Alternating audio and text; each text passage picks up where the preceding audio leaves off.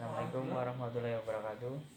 Perkenalkan, saya Taufik Hidayat dari kelas 2 MCRD akan mempresentasikan tugas akhir pengantar bisnis yang berjudul Manajemen SDM dan Hubungan Antar Pekerja. Ya, yang pertama ada pengertian dan ruang lingkup manajemen SDM dalam organisasi.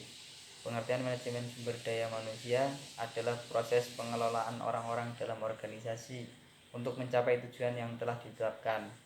Ini mencakup berbagai kegiatan yang berhubungan dengan karyawan, mulai dari perekrutan hingga pengembangan karir mereka. Ruang lingkup manajemen SDM mencakup banyak aspek, termasuk perencanaan SDM, yaitu menentukan kebutuhan tenaga kerja dan membuat rencana untuk memenuhi kebutuhan tersebut. Yang kedua, perekrutan dan seleksi, menemukan, menarik, dan melihat kandidat yang tepat untuk posisi tertentu. Pelatihan dan pengembangan, memberikan pelatihan dan pengembangan kepada karyawan agar mereka dapat bekerja dengan lebih efektif. Selanjutnya, penilaian kinerja, mengevaluasi kinerja karyawan secara teratur untuk memastikan mereka memenuhi standar organisasi. Kompensasi dan keuntungan, mengelola gaji, tunjangan, dan insentif untuk karyawan. Yang terakhir, hubungan karyawan, menjaga hubungan yang baik antar karyawan dan manajemen serta menangani masalah yang muncul. Yang kedua, fungsi dan peran manajemen SDM dalam organisasi. Fungsinya yaitu yang pertama, perencanaan, merencanakan kebutuhan tenaga kerja untuk memastikan organisasi memiliki sumber daya yang diperlukan untuk mencapai tujuannya. Yang kedua, perekrutan dan seleksi, menemukan dan memilih individu yang paling sesuai dengan posisi yang tersedia.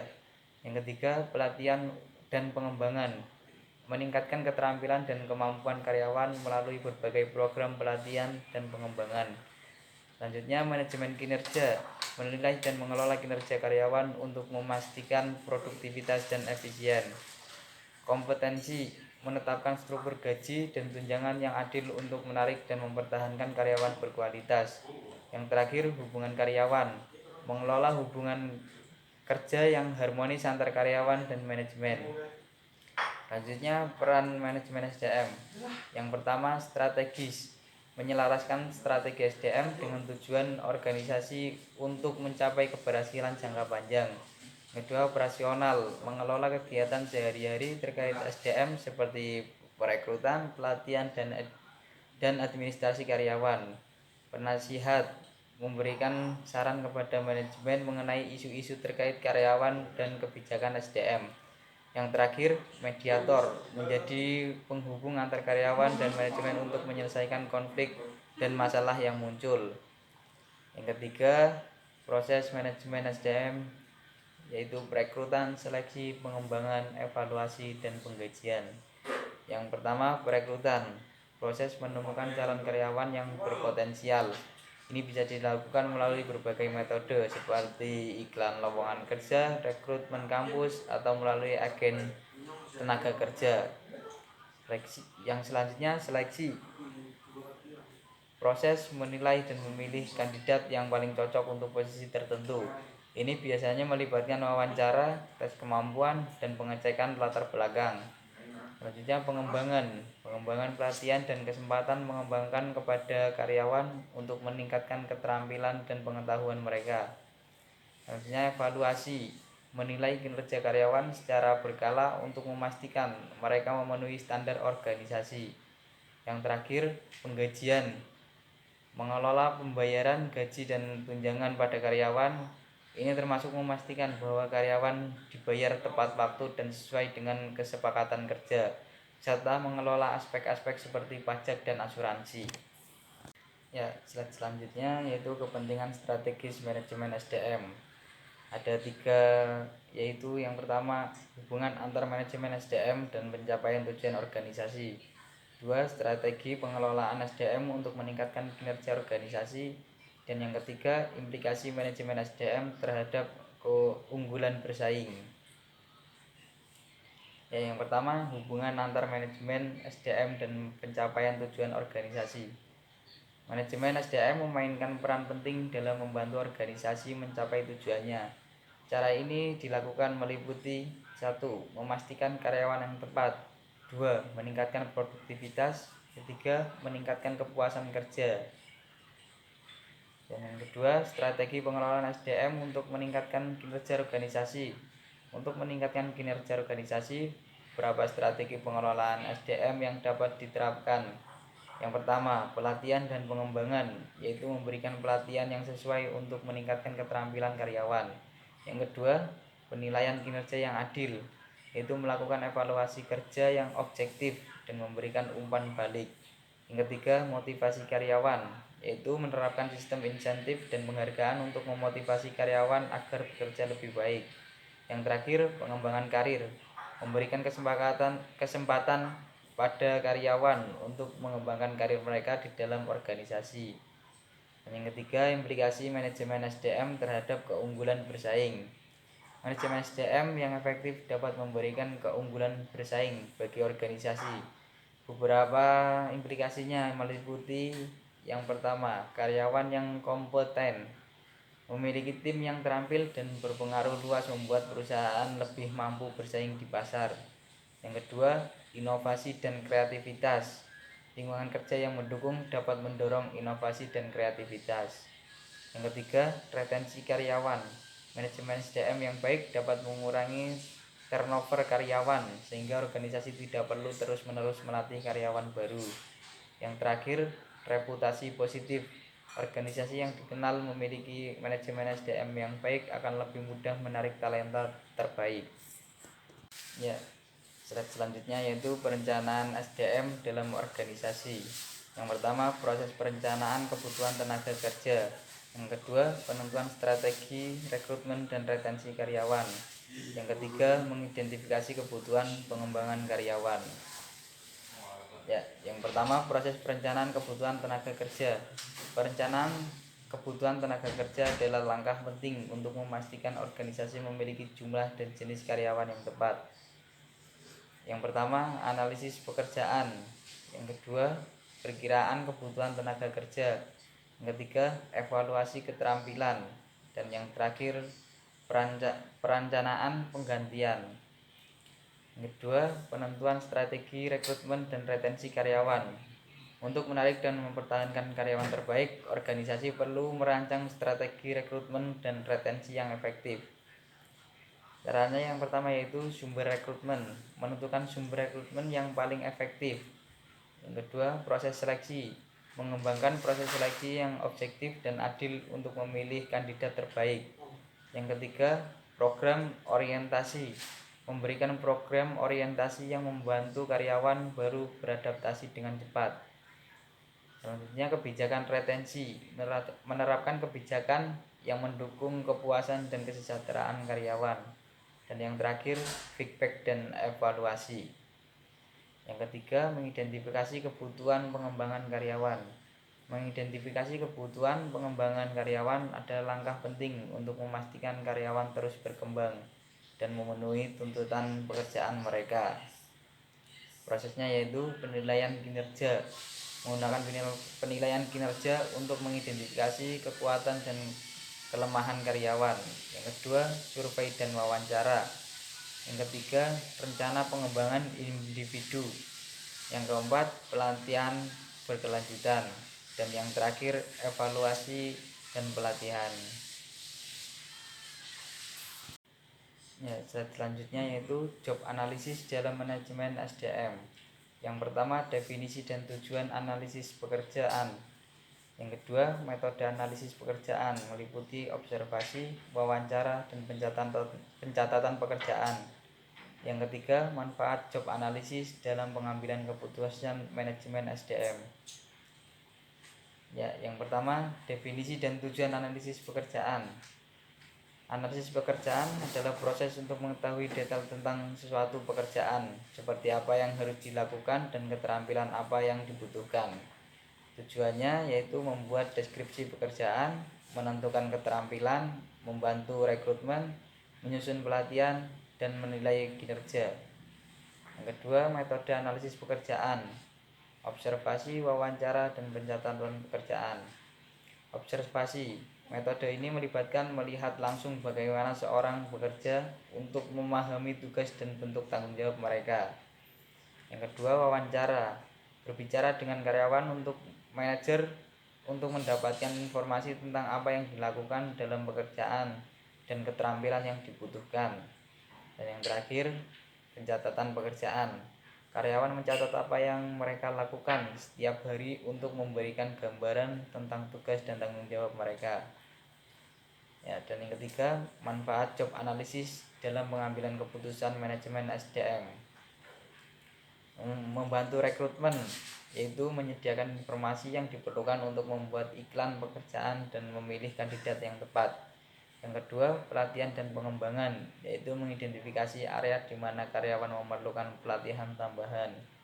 Yang ketiga, penilaian kinerja, yaitu menyediakan standar untuk menilai kinerja karyawan dan memberikan umpan balik yang jelas.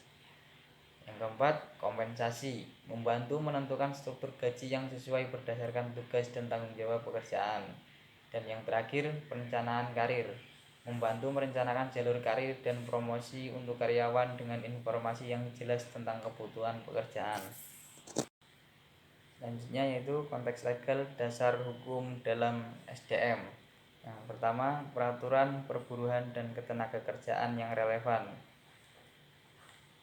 yaitu aturan yang ditetapkan oleh pemerintah untuk mengatur hubungan antara perusahaan dan karyawan. Beberapa peraturan penting yaitu Undang-Undang Ketenagakerjaan, peraturan tentang keselamatan dan kesehatan kerja, peraturan tentang hak cuti dan libur, dan yang terakhir peraturan tentang jaminan sosial. Yang kedua, kewajiban hukum bagi perusahaan dalam mengelola SDM.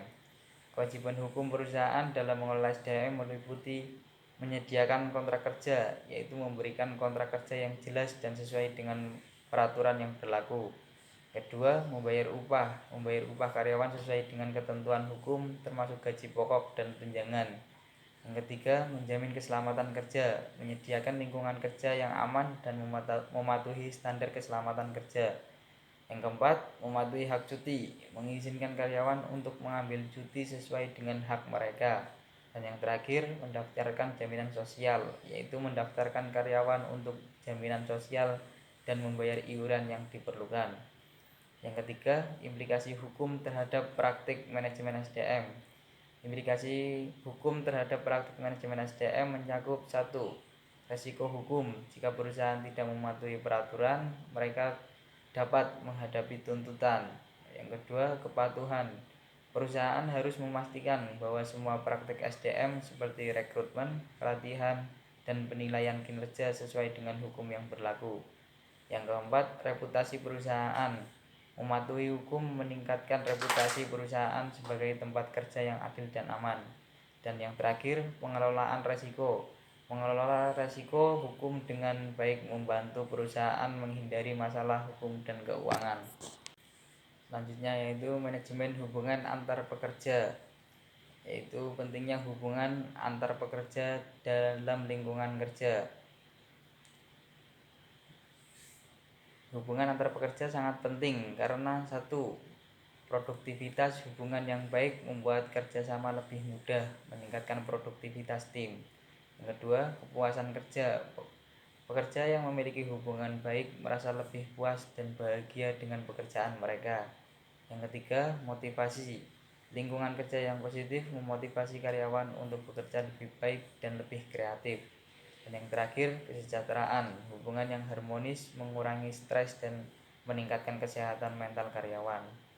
Yang kedua, strategi membangun dan memelihara hubungan kerja yang positif. Strategi untuk membangun hubungan positif. Yang pertama, komunikasi terbuka. Yang kedua, kerjasama tim. Ketiga, pengakuan dan apresiasi. Keempat, lingkungan kerja yang positif. Dan yang terakhir, sosialisasi. Yang ketiga, mengelola konflik antar pekerja dan mediasi. Mengelola konflik ada berbagai cara, yaitu yang pertama, mengidentifikasi masalah. Ketahui penyebab utama konflik untuk menemukan solusi yang tepat. Yang kedua, komunikasi yang baik. Ajak semua pihak yang terlibat dalam konflik untuk berdiskusi. Yang ketiga, temukan solusi bersama. Cari solusi yang dapat diterima oleh semua pihak. Tidak lanjut, monitor situasi setelah konflik diselesaikan untuk memastikan tidak ada masalah baru yang muncul. Mediasi ada 3, yaitu peran mediator. Mediator adalah pihak ketiga yang membantu menyelesaikan konflik dengan cara yang adil dan objektif. Yang kedua, proses mediasi. Mediator mendengarkan semua pihak, membantu mereka berkomunikasi dan mencari solusi yang bisa diterima oleh semua pihak. Yang terakhir, tujuan mediasi, penyelesaian konflik dengan cara yang damai dan menjaga hubungan baik antar karyawan. Slide selanjutnya yaitu keamanan, kesehatan, dan keselamatan kerja. Yang pertama, standar keselamatan dan kesehatan kerja atau K3. Standar K3 adalah aturan yang ditetapkan untuk memastikan bahwa tempat kerja aman dan tidak membahayakan kesehatan karyawan. Ini meliputi yang pertama, peralatan keselamatan, menyiapkan peralatan keselamatan yang dibutuhkan.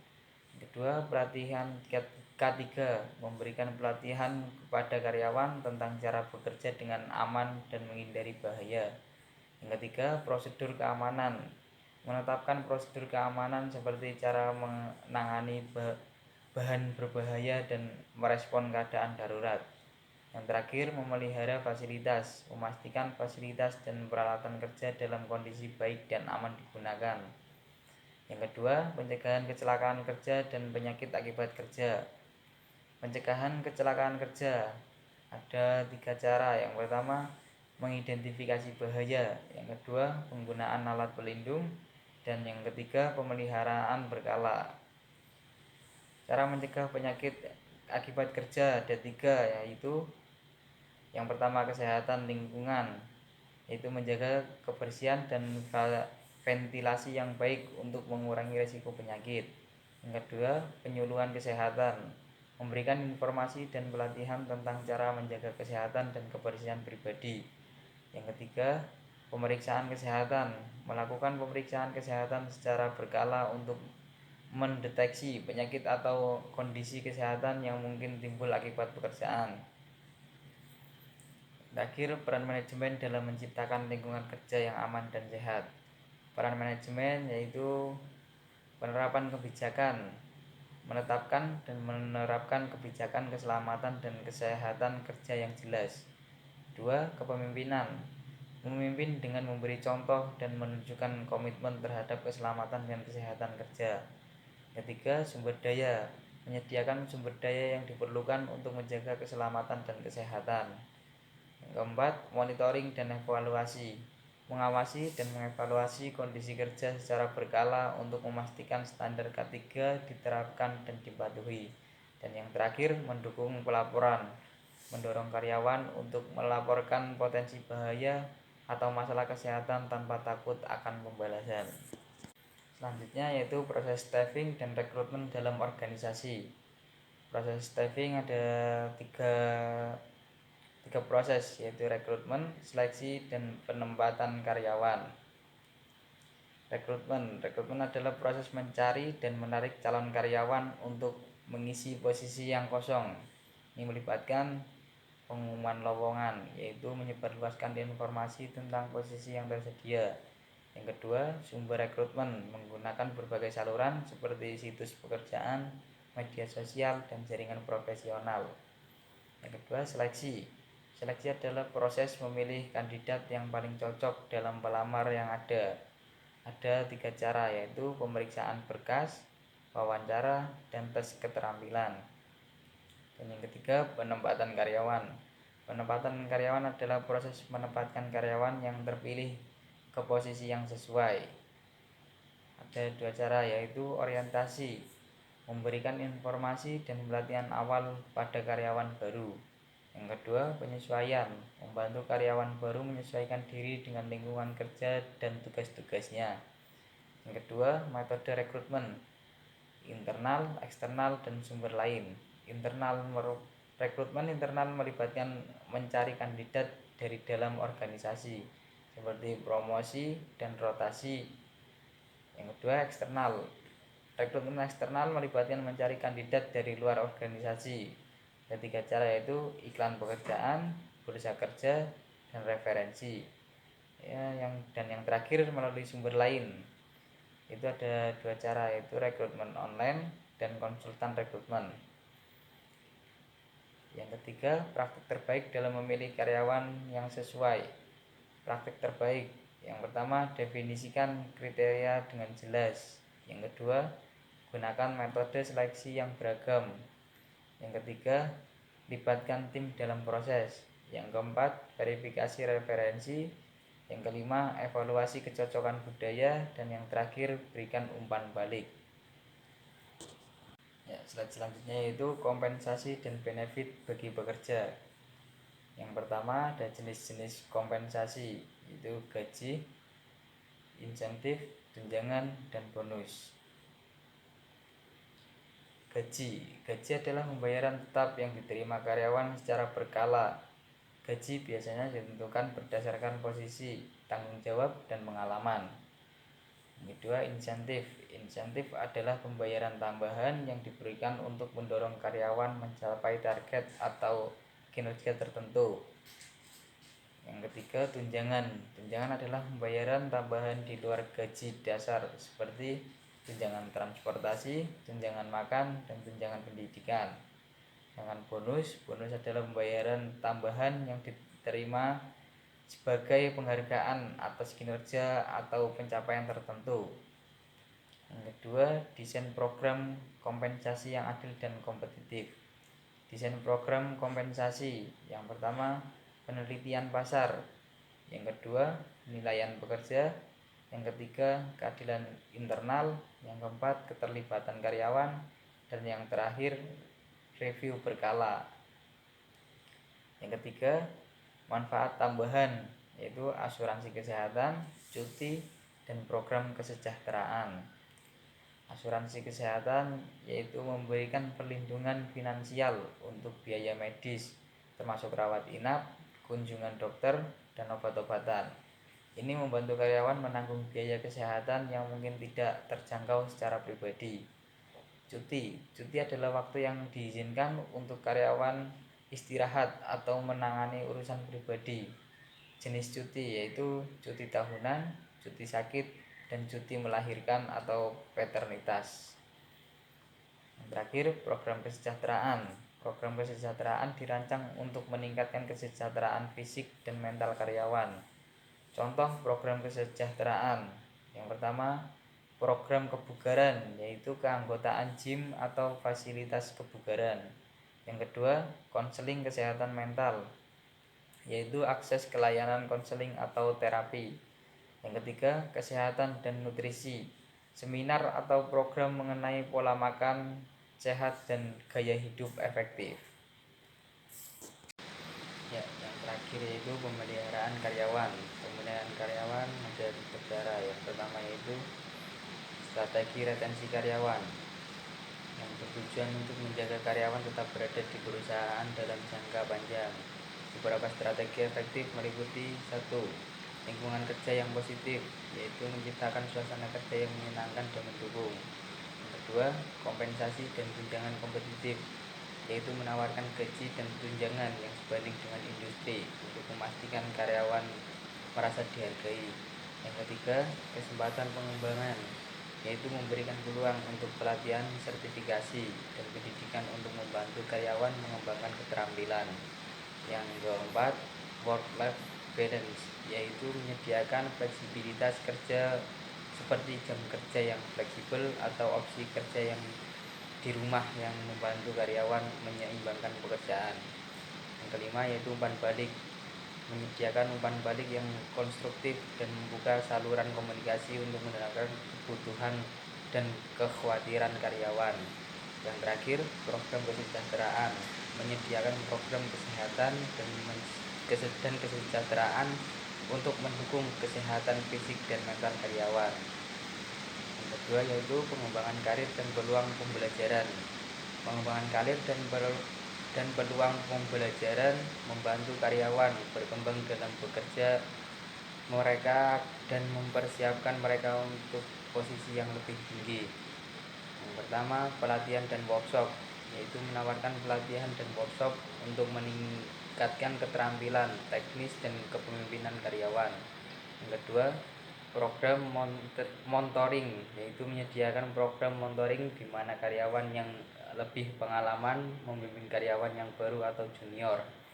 Yang ketiga, pendidikan berkelanjutan, yaitu mendukung karyawan dalam melanjutkan pendidikan formal seperti kursus atau program sertifikasi dengan biaya atau waktu yang diizinkan. Yang keempat, peluang rotasi pekerjaan, yaitu memberikan kesempatan bagi karyawan untuk mencoba berbagai posisi di dalam perusahaan untuk mendapatkan pengalaman yang lebih luas. Yang terakhir, perencanaan karir, yaitu membantu karyawan untuk merencanakan jalur karir mereka dengan menetapkan tujuan dan langkah-langkah untuk mencapainya. Yang ketiga, program-program penghargaan dan pengakuan atas kinerja. Program penghargaan dan pengakuan yaitu yang bertujuan untuk menghargai karyawan atas pencapaian dan kontribusi mereka. Yang pertama, penghargaan kinerja, yaitu memberikan penghargaan berupa uang tunai, hadiah, atau sertifikat untuk karyawan yang mencapai atau melebihi target kinerja. Yang kedua, pengakuan publik, yaitu mengakui pencapaian karyawan di depan tim atau ke seluruh perusahaan melalui email, papan pengumuman, atau acara khusus. Yang ketiga, program karyawan terbaik, yaitu menyusun program untuk menghargai karyawan yang menunjukkan performa luar biasa dengan status khusus atau hadiah tertentu. Yang keempat, umpan balik positif, yaitu memberikan umpan balik positif secara langsung kepada karyawan untuk menunjukkan penghargaan atas kerja keras mereka. Yang terakhir, event apresiasi, yaitu mengadakan acara sosial atau makan malam untuk merayakan pencapaian dan memberikan kesempatan bagi karyawan untuk bersantai dan bersenang-senang. Ya, mungkin cukup sekian dari presentasi dari saya untuk memenuhi tugas presentasi pengantar bisnis.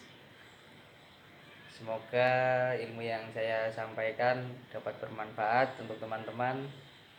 Bila ada kesalahan, mohon maaf yang sebesar-besarnya. Assalamualaikum warahmatullahi wabarakatuh.